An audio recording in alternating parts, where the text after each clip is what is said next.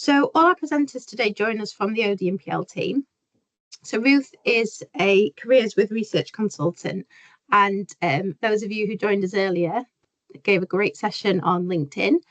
And she is very enthusiastic about careers, and we saw that earlier, and also really great at supporting researchers across campus.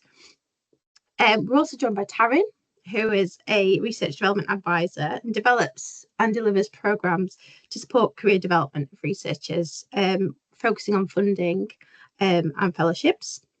And we've got Heledd, who is also a research development advisor, leading on personal and professional development support for postgraduate researchers, as well as contributing to design and delivery of research leadership at all levels. So welcome, and I'm going to pass over to our presenters. Fantastic. Thank you, Jenny, for that introduction. So I'm Heledd, and I'm going to take you through the first part of this session today, followed by Taryn and then by Ruth.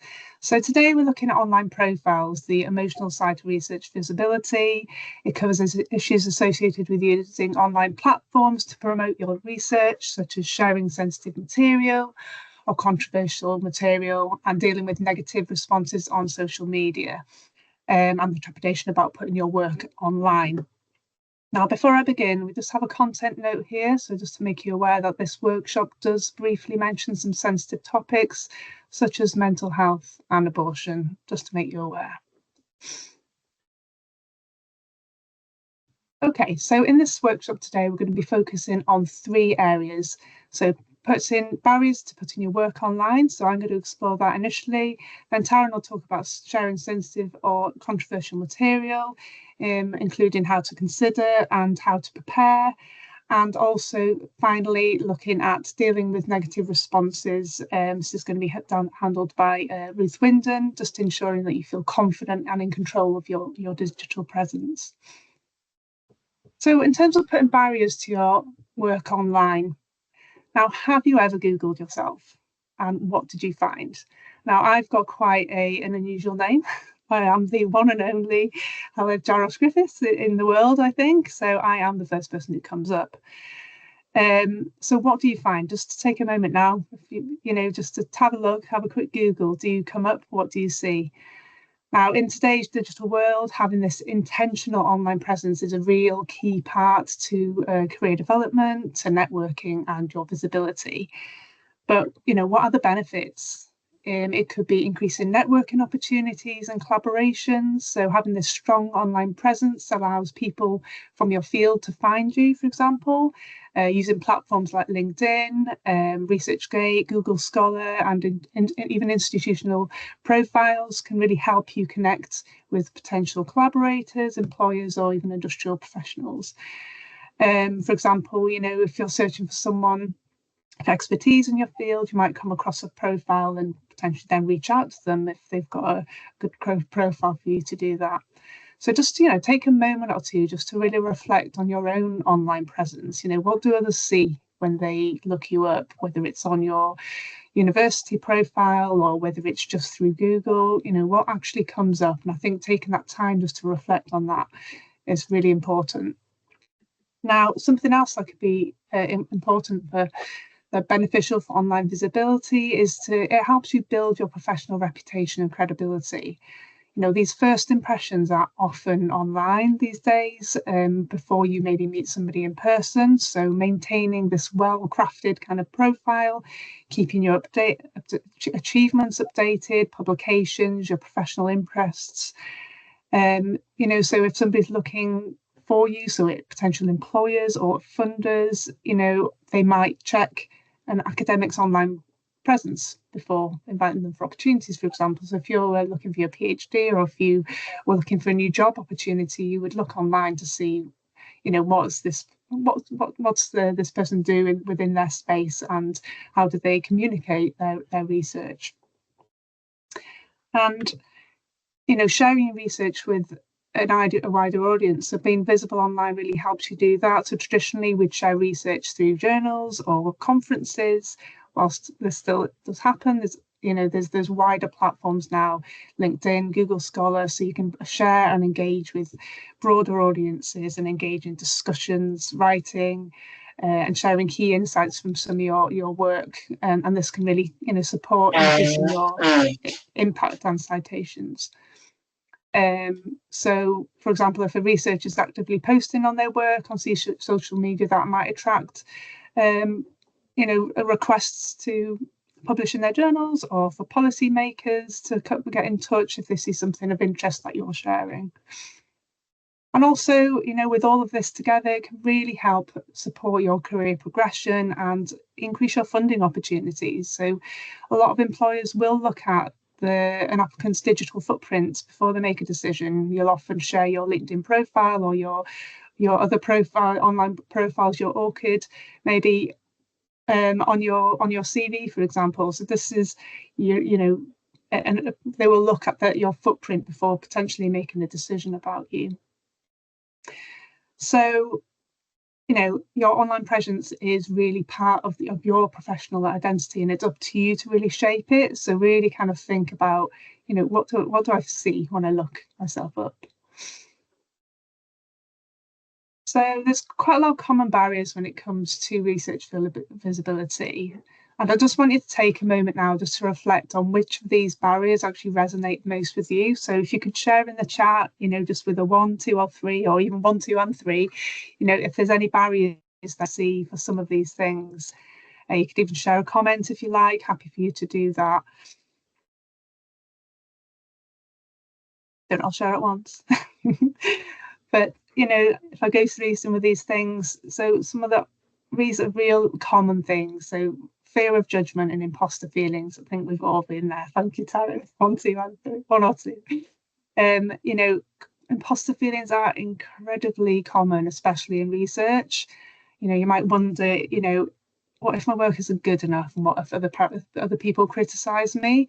It is that kind of discomfort there. And the truth is, no one's research is perfect, and you know, trying to see that sharing your research is part of growth, and you know, allowing, you know, to shape these conversations, that rather than to be afraid of it. So you could think, you know, what if people criticize me?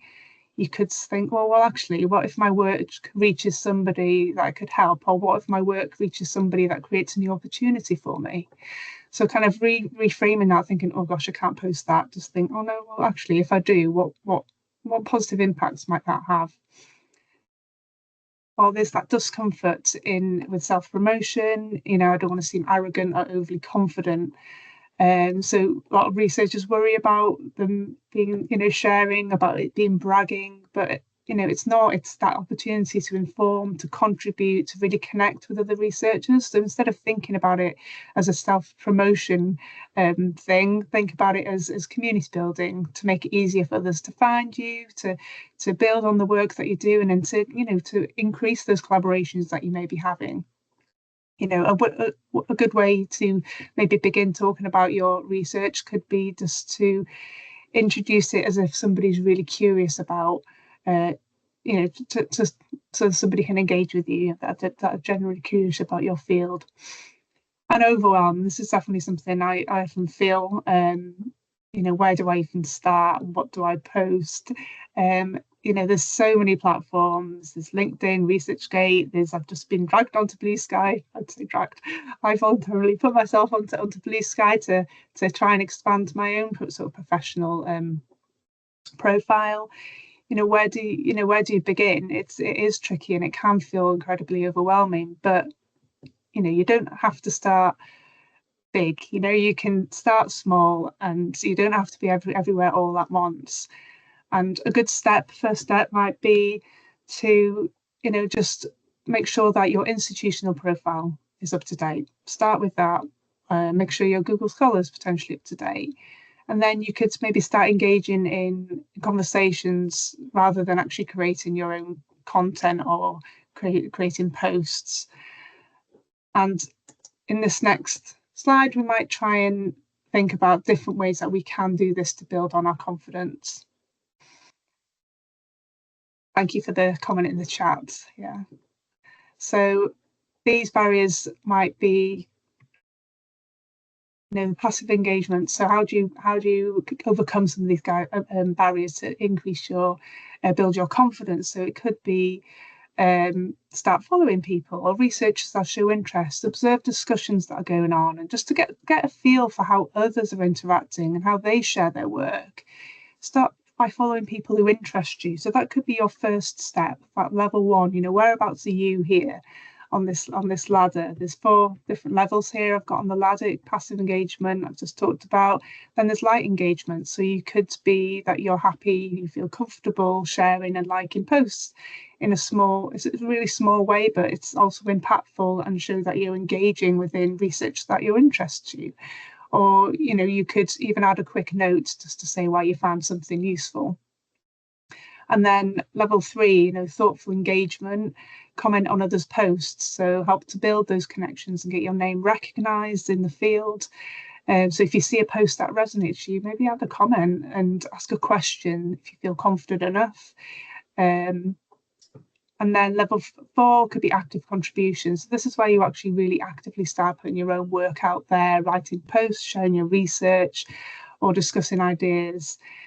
And a good way to start this might be sharing an achievement that you've done, or sharing that you've just presented a poster at a conference, or summarising a recent paper just in a few words that you found really useful for your research.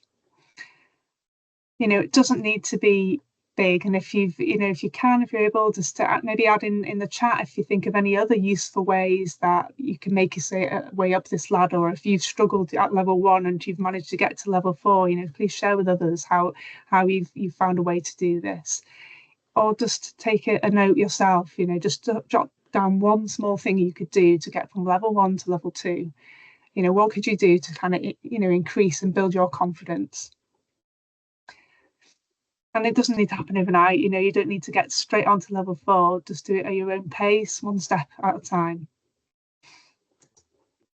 So I just talked about small steps to build confidence in engaging online, but what if you're not actually ready yet to create some of your own content? So I'm just going to expand on a few things that you could do to, referring now to levels 1 to 3 in the previous slide. Just remembering that visibility isn't just about that kind of self-promotion, it's about the engagement within the community, it's showing your interest and just being visible in that way.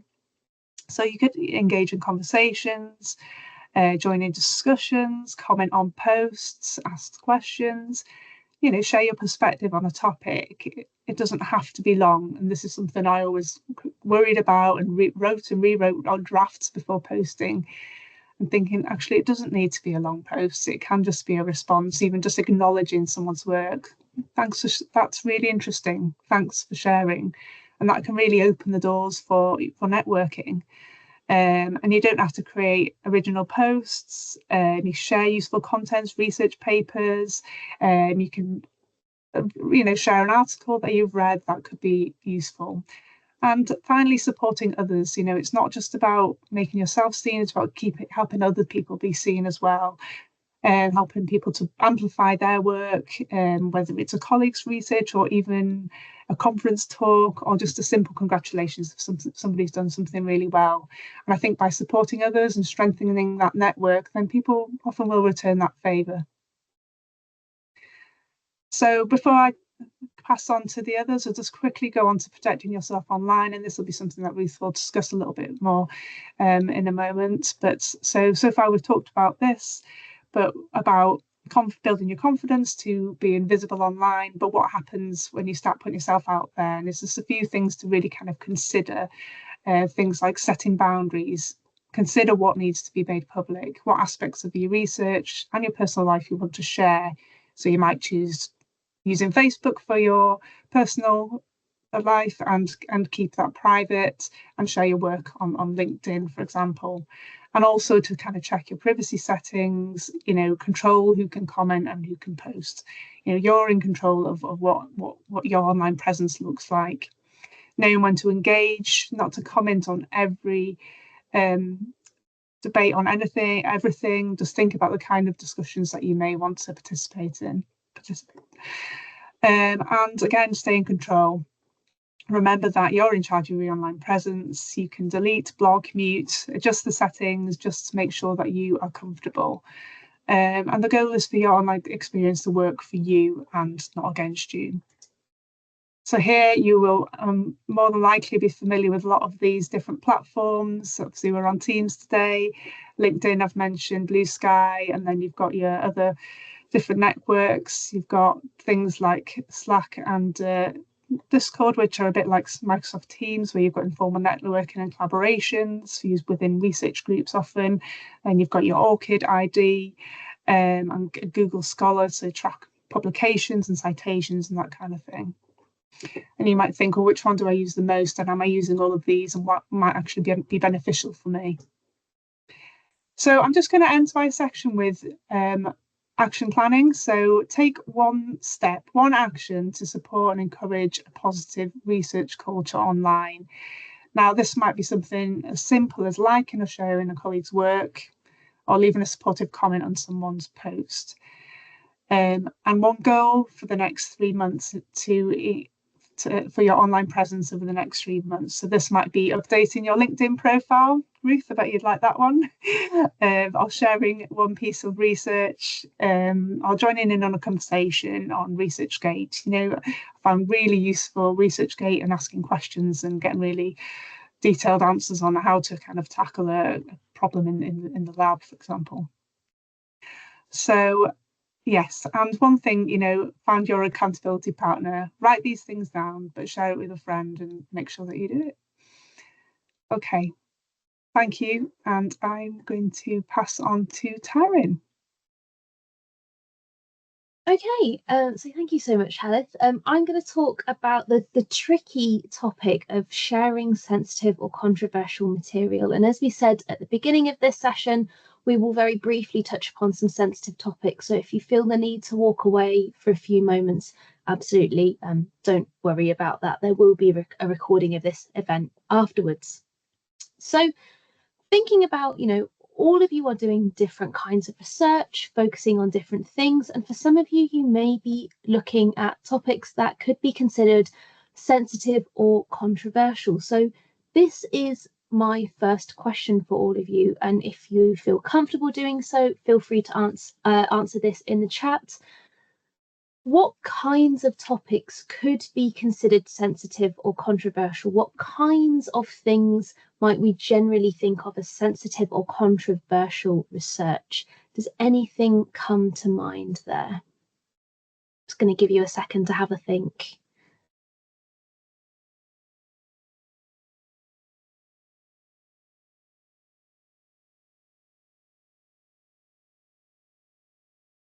Not seeing anything in the chat, but there definitely are sensitive and controversial. Here we go. Claire, sexual abuse, animal work, fertility research, genetic modification, Amal, photos of research. That's a really good point, and we will come to that later. It's actually good you've mentioned it. Latif has mentioned topics about religion and ethnicity. Yeah, absolutely can be considered very sensitive. Yeah, Jenny, mental health, absolutely. Edward, anything geopolitical, yes, and that's a very broad range of topics nowadays. So as we can see from just a few things there, politics, Brexit, funnily enough, Ruth, I'm going to mention Brexit in just a little while is a good example. So, but can you see there's so many different topics that we have to be careful with because they could be considered sensitive or controversial. So what you really need to do is if you know, thinking back to those 4 levels that Heledd talked about earlier, if you think, actually, no, I'd like to start making an active contribution, posting some of what I do on social media, talking about these issues, you need to think really, really carefully, is this classed as a sensitive or a controversial topic? And really, anything could be considered sensitive or controversial if it evokes an emotional response, particularly a negative emotional response. So generally, I would split this into a number of categories. So this can include research involving human or animal participants, for example, a lot of health research, maybe research into animal testing, as Claire alluded to. Also, we can consider things like certain social or cultural topics. So as Edward said, geopolitics as a whole, extremely sensitive, extremely controversial, and that is not going to change anytime soon, I don't think. Health related topics, again, a bit similar to some of what we talked about. Again, mental health, abortion. This is very, very personal to a lot of people, of course, so we have to be really sensitive. And also we have to consider what we call hot topics in the news as well. So a really controversial and sensitive topic right now is artificial intelligence. We're talking about it all the time. You know, there's a lot of research into it. It's a very sensitive, very controversial topic. Now, one of the things that I want you to understand as well is that just because you are doing research now, which is not sensitive or controversial, it doesn't mean it won't become them in the future. These are not what we call static classifications. Any topic has the potential to evoke emotional responses and or debate. So even if your research isn't controversial at the moment, it could be later. So let's go to Ruth's example of Brexit. Let's be honest, there's been research into the relations between the UK and the rest of the EU for decades. And for some people, this would have been a very controversial topic, but I'm going to take a guess and say that before 2014, before 2015, most people in the UK did not have a particularly strong opinion on our relationships with the EU. Now comes along the Brexit referendum, and in the years since, our relationship with the EU has been a really sensitive and very controversial topic, really gets people out in droves. People tend to have very strong opinions, and that has changed over the last few years. Artificial intelligence is exactly the same. A few years ago, people weren't very familiar with what AI was. They probably had a very Hollywood idea of it. And now people are thinking about it again. And as Edward says in the chat, a third brilliant example, environmental research becoming more sensitive and more controversial with every day. Yet Ruth mentioning EDI is absolutely tons there. So this is something we have to think about a lot, because this is something that is changing quite a lot. But it may seem scary, but there are a lot of benefits to engaging the public with sensitive or controversial topics. You know, as an expert in those areas, you can provide evidence and insight, help inform the public. You can also help work on the public's relationship with researchers. You can help establish trust by sharing good quality peer-reviewed work, help repair those relationships with experts. We've had a lot of political back and forth about, you know, how useful experts are and, you know, whether the public values them.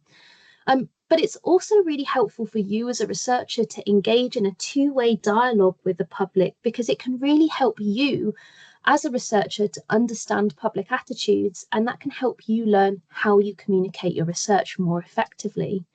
I think as well, it's just a wonderful opportunity to get the public as interested as you are in your area. You know, I really do find that when a researcher is excited in their area, it shines through in their communications with the public. So it's a lovely way to impart your own enthusiasm.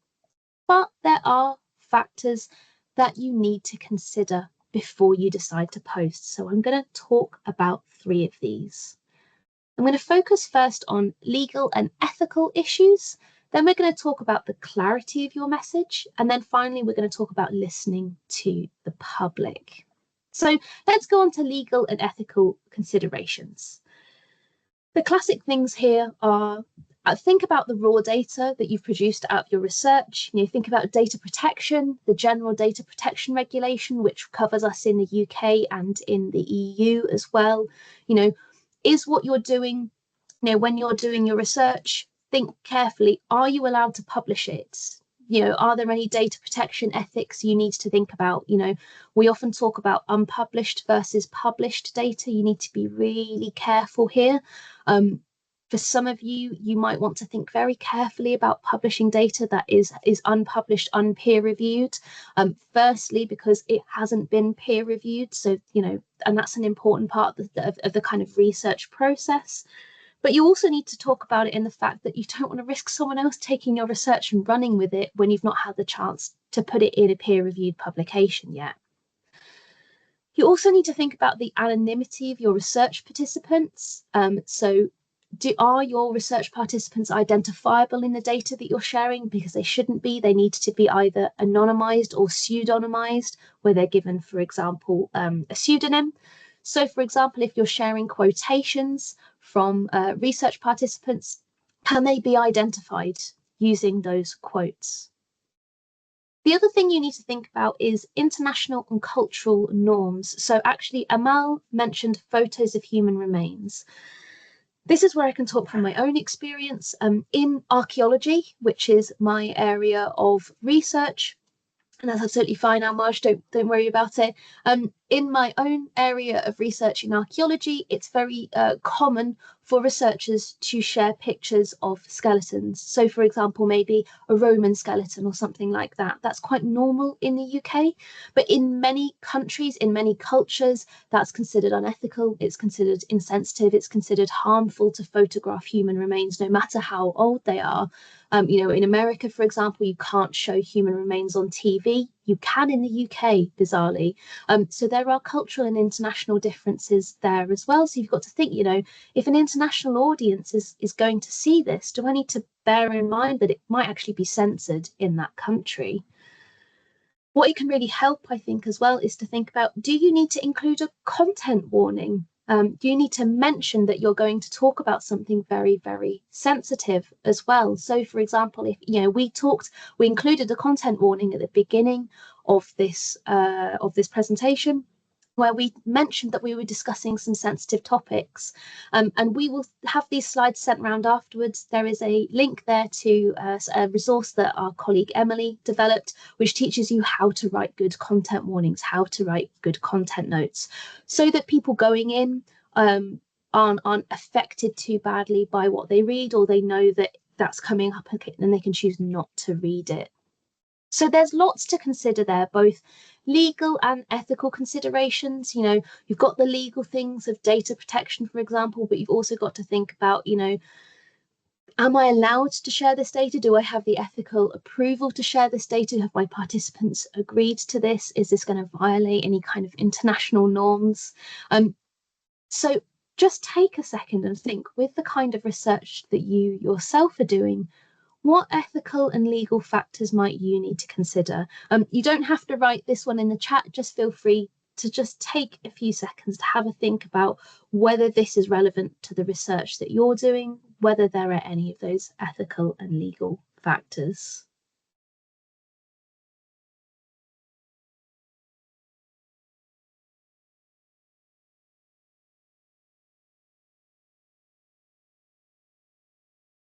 So once you've started to consider ethical and legal considerations, because that's obviously your first point, the next thing you need to do is actually think about the clarity of your message, what you're going to post. Before posting, you need to have a clear message, a clear reason for posting. Is it necessary to post this? Is there a good reason to do this? Do I think the public really needs to know this? Is this going to inform a general debate? Is this going to help teach the public something? Because there's no point throwing something out there if you haven't got a good reason behind it. The next thing as well is to think about the language that you use. I'm a really big advocate for using accessible language. I get really frustrated when researchers online decide to fill their messages on X or on Blue Sky or on LinkedIn with loads of jargon that isn't understandable. Because I think it just gatekeeps that knowledge from the public, and that doesn't help engage in that two-way dialogue. It doesn't help communicate your research and speak to the public and with them as well. If you need help with accessible language, there's plenty of help at the library, there's plenty of help in ODMPL to try and talk about how you can communicate your research really effectively.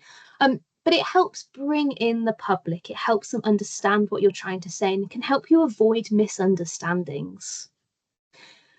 The key thing with using accessible language, though, is I think people often think that using accessible language means dumbing down what you're talking about, and that is not what I mean at all. What I mean is just removing the jargon, explaining technical terms where you have to use them, and trying to invite the public in to understand what you're talking about and to engage with you. And with that as well, remember, the public are not stupid. they're not going to be experts in our research areas, but they have plenty of knowledge and experience to provide us. So be honest with them. Research is complicated. Do not patronize them by oversimplifying or ignoring the limitations of what you're doing, because someone will probably figure it out and ask you about it anyway, you know. So be honest in those messages. You know, it's not fair on us as researchers to kind of keep details from the public simply because it makes the picture a little bit more complicated.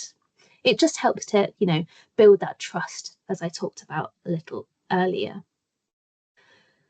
After posting, you may need to clarify when necessary. You know, if it's a really engaging post, you may get people asking you questions online, and use that as an opportunity, if you're comfortable to do so, to engage with people, to explain your research, to give them the detail.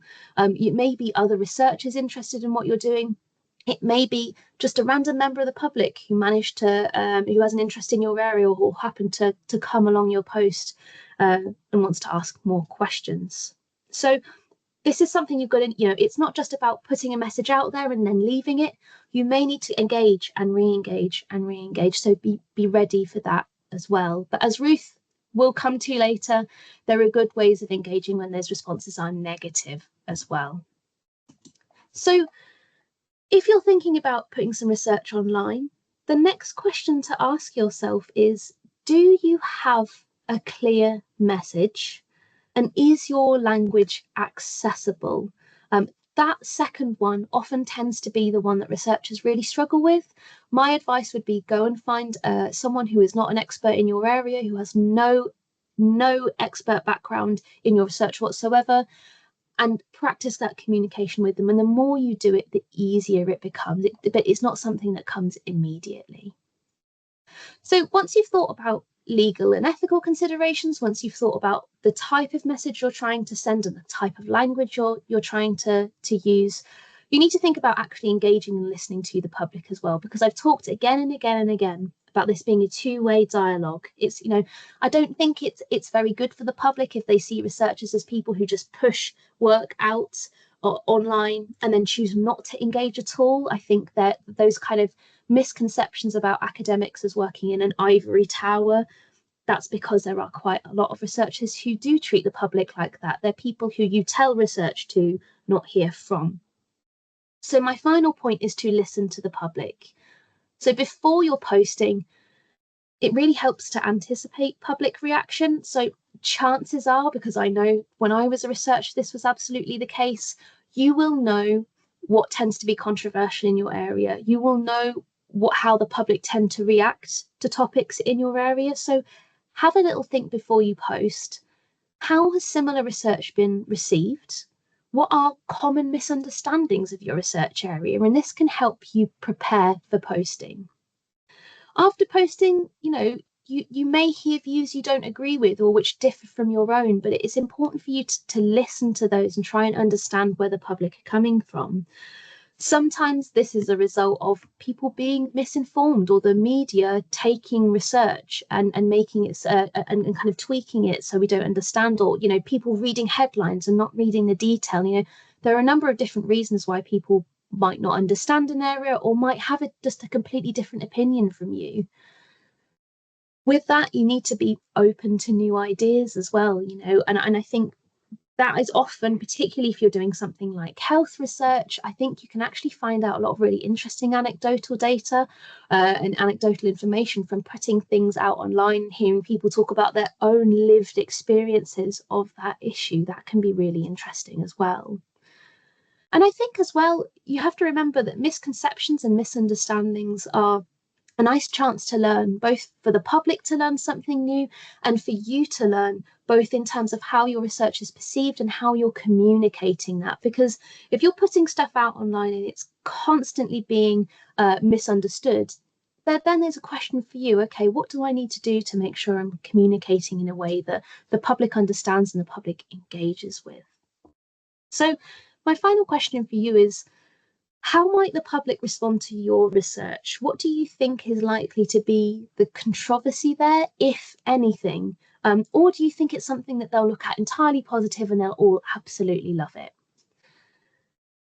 I would be very surprised if anybody's research was absolutely universally loved by all, unless it was research into chocolate is really, really good for you, in which case I'm sure you'd be very, very popular.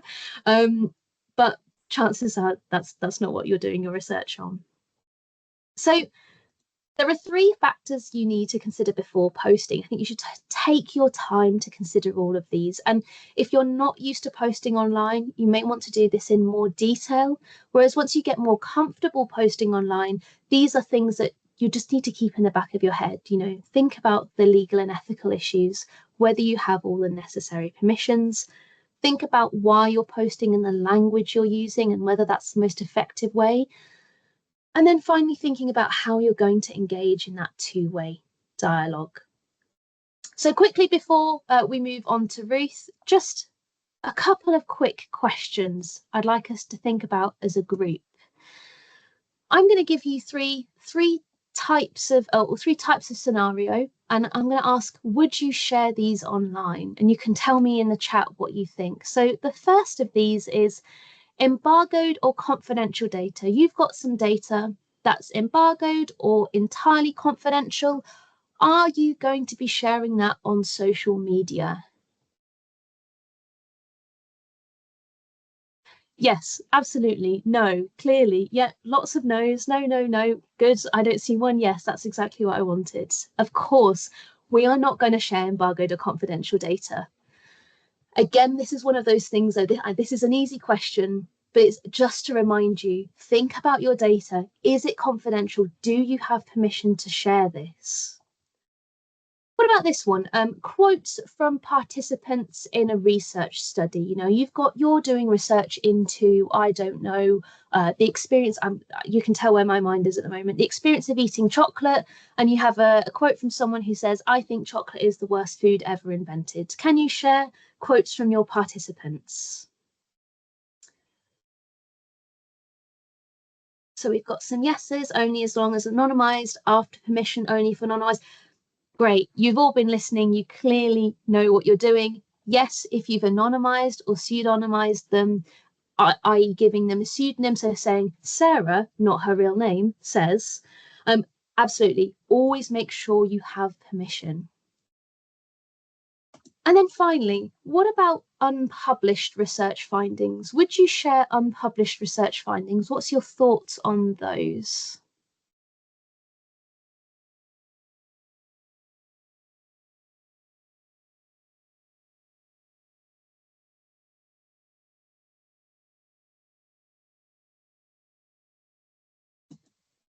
Oh, this is an interesting one. We've got some different opinions here, which is always interesting. Okay, so we've got some people saying yes. Catherine saying a preprint would be a good example. Yeah, absolutely. Hannah, if the data had been peer reviewed, we've got a couple of no's. Edward saying not in the majority of circumstances. I said probably not. Probably not, because you've got 2 things there. There's actually 3 things really. You've got the risk of sharing findings prematurely before they've been peer reviewed, which is always a risk. You can obviously do things like preprints, but again, the thing with the preprint is it's in the process of peer review. So it's very clear with preprints that they're in that process of review. That's probably one of our only exceptions. But also you've got that issue with intellectual property as well. You don't want to risk someone taking your research and running with it and getting that published instead. You know, we like to think it wouldn't happen, but it could. Sometimes we will share unpublished research findings, for example, at academic conferences. But with that, you're kind of taking clear ownership, and that's a unique situation of its own. On social media, generally, I probably wouldn't. I can't think of many scenarios in which I would talk about unpublished research findings, probably just to be safe. Overall, then, I think the way I would see posting online, oh, Hannah, yes, can depend on how time sensitive it is. Yes, that again is probably one of our exceptions if it's something really time sensitive. But again, as Catherine also says, having a preprint can protect you from being scooped as you have that evidence. Again, that is a clear thing. You want somewhere evidence that is your work. this can be a little bit difficult at times, but that's why so many researchers do preprints, as it allows them to start those conversations a little bit earlier and kind of take ownership for that area. So if we're to kind of sum all of this up, I would say that the best thing to do is practice an ethos of respect, both respect for the material, the research that you're doing, the participants who've taken part, but also respect your audience as well. That said, no matter how much you plan, sometimes you get negative responses and, you know, there's little you can do about that. Well, actually, there are a few things you can do about that, and that is what Ruth is going to take us on to now. Thank you very much, Heledd, Taryn. And I really think, you know, it would be wonderful if everyone is active on social media and on these platforms would consider what Heledd and Taryn have shared with us. And sadly, that's not always the case. So I wanted to talk to you about, how do you deal with negative responses? And I've actually had quite a lot of experience of this. And that's only because I trained as a social media career strategist 10 years ago. So it was practiced back then. We all had to be on all the social media platforms, and we were working with executives on helping them build their reputation online. And so as part of that work, I got engaged on all the different sites, and I got my fair share of negative responses and also supported people who had those. And I just wanted to share a few thoughts on that, because to be honest, it's this sort of when you get these attacks, you know, my stomach churns, and I have sleepless nights. You know, I don't like conflict anyway, and I certainly don't like conflict online, because it can feel really very, very personal, and it can also feel quite scary. And I have a few stories I want to share with you so that you can see there's always a way forward, and I've certainly learned more to deal with it. So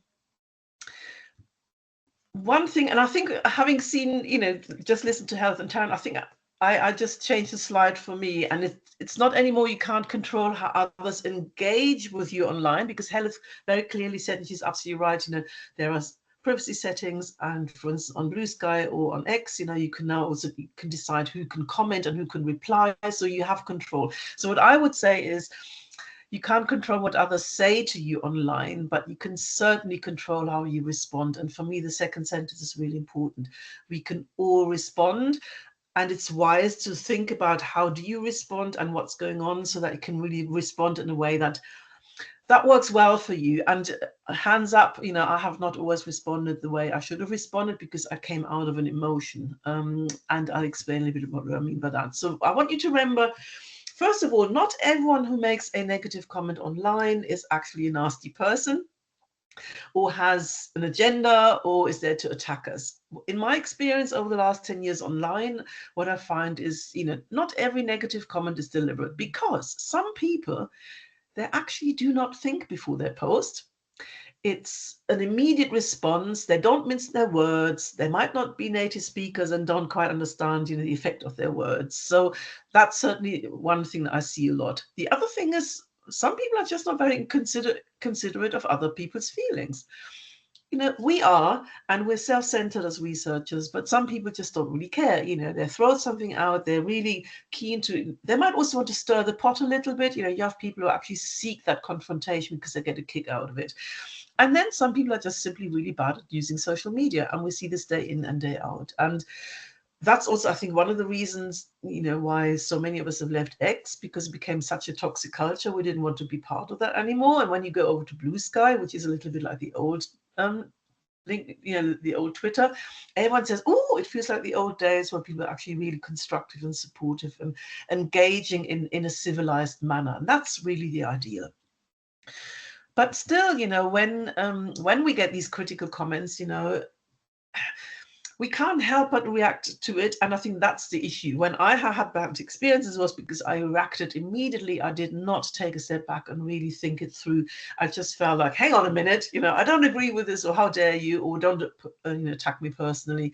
And it's happened a few times, and I reacted immediately, and that was not a good idea, because it doesn't necessarily lead to a good outcome. So for me, a few things that we can do to censor our responses and just give us a bit of time to think is, first of all, is this person important to you?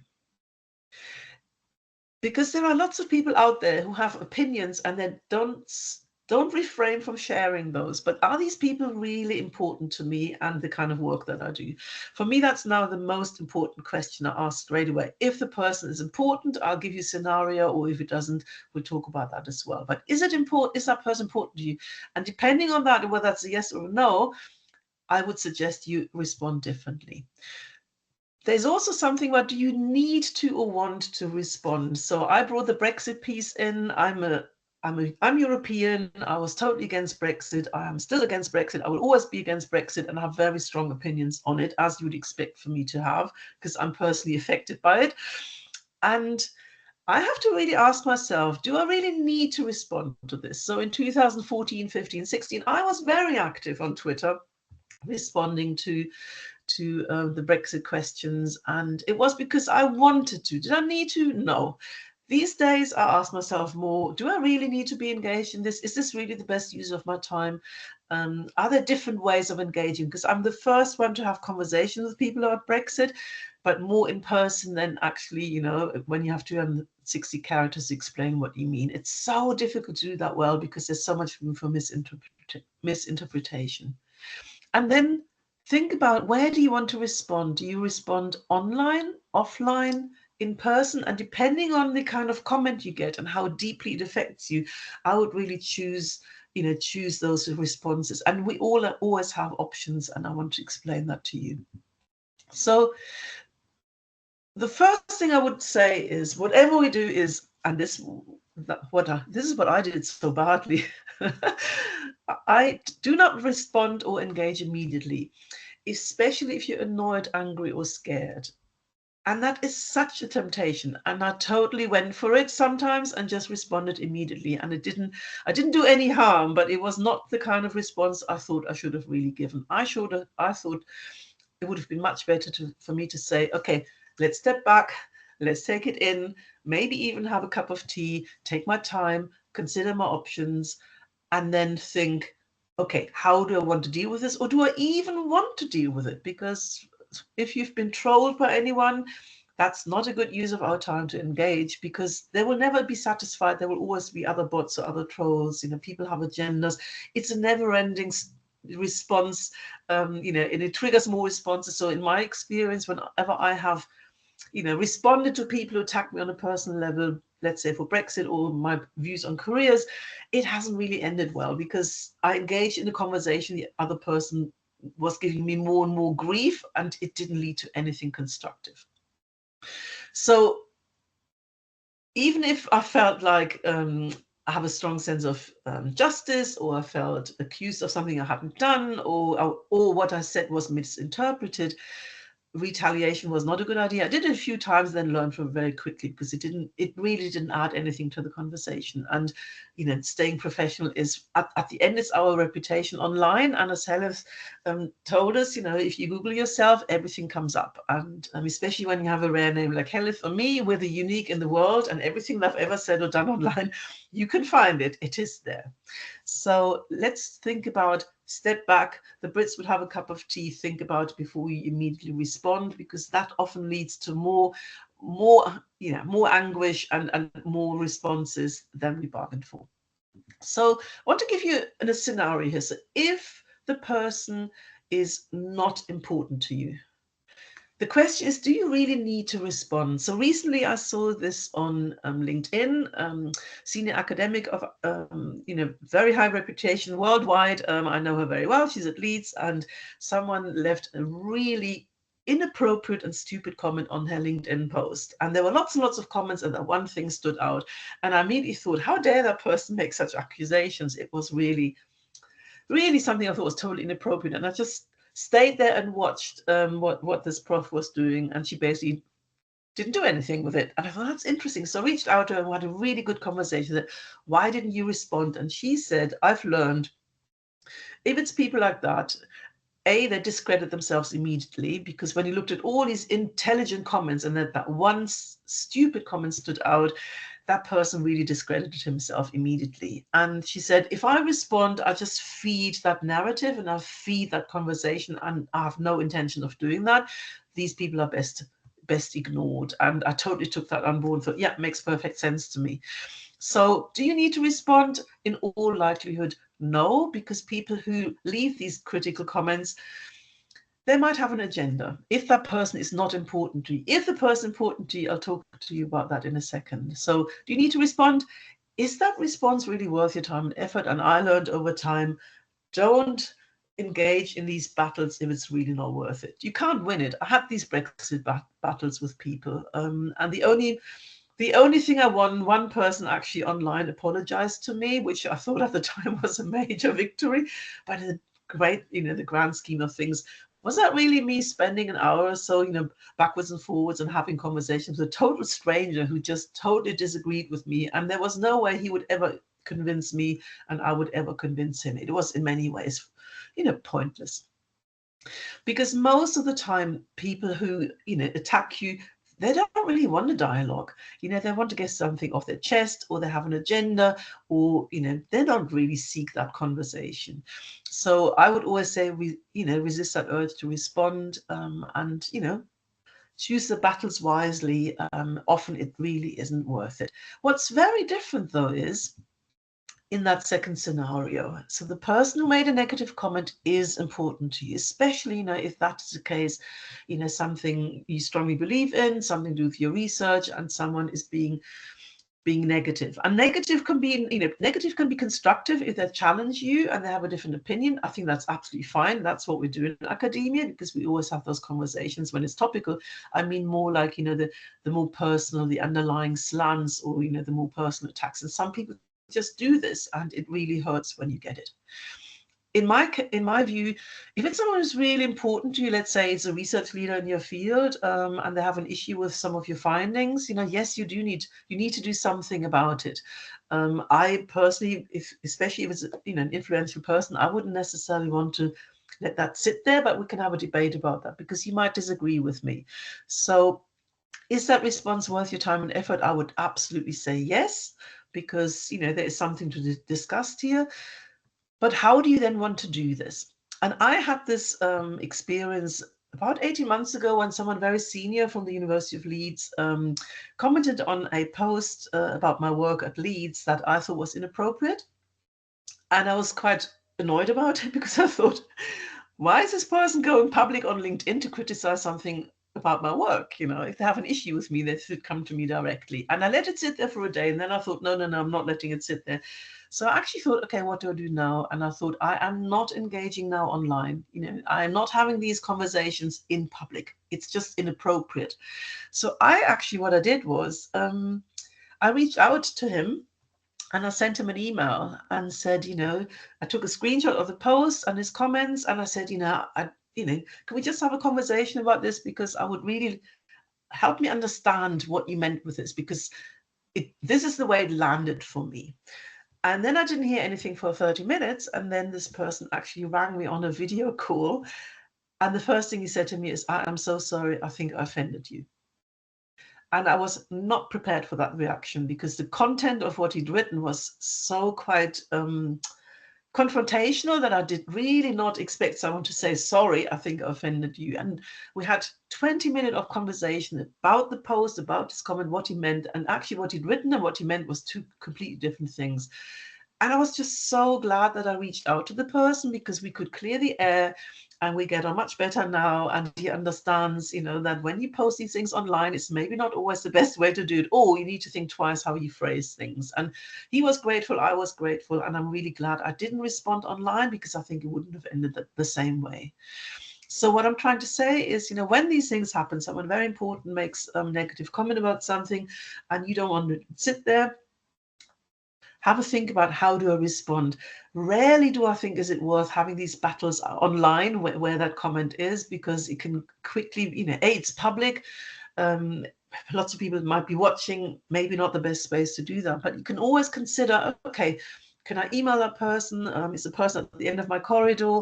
Or, can we have a conversation and help me understand what do you mean that? Just a clarifying conversation is really, really useful. but that's not always possible. So I wanted to bring in another scenario that I'm very aware of, and that's something that's another real case I was told about. I don't know who it was, but I know it happened. You know, when the person who makes that negative comment is important to you, but you might not feel that you're actually in the position to respond. So I'm just alluding to a case where a very senior academic in a field criticized the PGR online about research in quite a hurtful way, and was in an inappropriate way, but the comment was there. And it was actually the supervisor of the PGR who had to step in, because the PGR felt like he was in no position to respond to it, because the person was so well known and so senior, and felt like, you know, the power differential was too great. And it was actually the PhD supervisor who stepped in and just helped that critical academic understand, you know, that if you have an issue with someone's research, you don't do that in a big public domain in the way that he did it. You know, you seek a different way to clarify. And so I want to encourage you, if you're ever in that position where you feel like, I don't know how to deal with this, it's, you know, I need help here, please reach out. There are many people who can help you with this. First of all, I would always say, go to your line manager, your PhD supervisor, and seek advice. What do they, you know, maybe they know the person, maybe they can, you know, facilitate the conversation, or can they have a conversation on your behalf? And alternative, get a second opinion, discuss your options, because sometimes, you know, we can be really sensitive, and because we are so close to our research, you know, that it feels more personal. We might find something much more destabilizing than others when they look at it with more objectively, because they're not personally affected. So I would always, you know, say, get a second opinion, discuss your options and next steps. You could get someone to help you craft a response. I would always reach out to Heledd and Taryn and say, can you just have a read of that? Does it make sense to you? Is that appropriate? You know, we don't have to do these things on our own. You know, we have colleagues who are there to support us, and we would support them, because it can be tricky sometimes, and especially when it's sensitive. And then as a last resort, I block people a lot more these days, quite relentlessly, to be honest, because I don't want certain people in my life, you know, who are critical. I don't want that energy around me. Or social media companies under a lot more pressure these days to take action.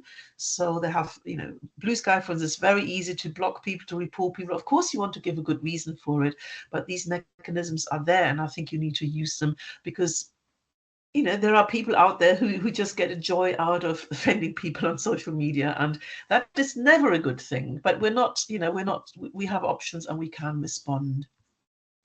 And the last thing I wanted to say is, yeah, overall today, what we've tried to help you with is just to think, don't push yourself out there too fast. You know, I've been on social media for 15 years. I remember the early days when it all felt like a massive piece, and really scary, big world out there, you know. And now I'm very comfortable. I'm used to it. I'm confident, and I can deal with almost everything and anything. But I've learned also from mistakes, and I've made mistakes. The thinking before you post, I think, is a really good piece. And all of us do that. I mean, I think very few of us would go out there and post things thoughtlessly. I think we're a very considered community. You know, we're very professional. But that doesn't mean everyone is like that. But I also feel like sometimes people actually don't have negative intentions. They might not just be aware that it's hurtful, or they might be more critical in their language. Or, you know, I'm German. In Germany, we're much more direct than in Britain, for instance, you know, so it might also be cultural aspect. And so it's not always that someone wants to have a go at us, but obviously it depends on the message and how they phrase it. And I think it's really healthy to set certain boundaries to protect yourself online, because, you know, it's unpleasant, and life is complicated as it is, and research is hard enough as it is, you know. And we want to go out there, and we want to engage with our communities, and we want to engage with the public, but that does not mean that we have to tolerate any abuse. So be very clear, you know, where are your boundaries, and your boundaries might be different from mine, but think about what's okay, what's not okay, and where can you take action. And make sure that you're comfortable out there, because, you know, people need to hear about your research, because your research is so important. So that's what I wanted to say.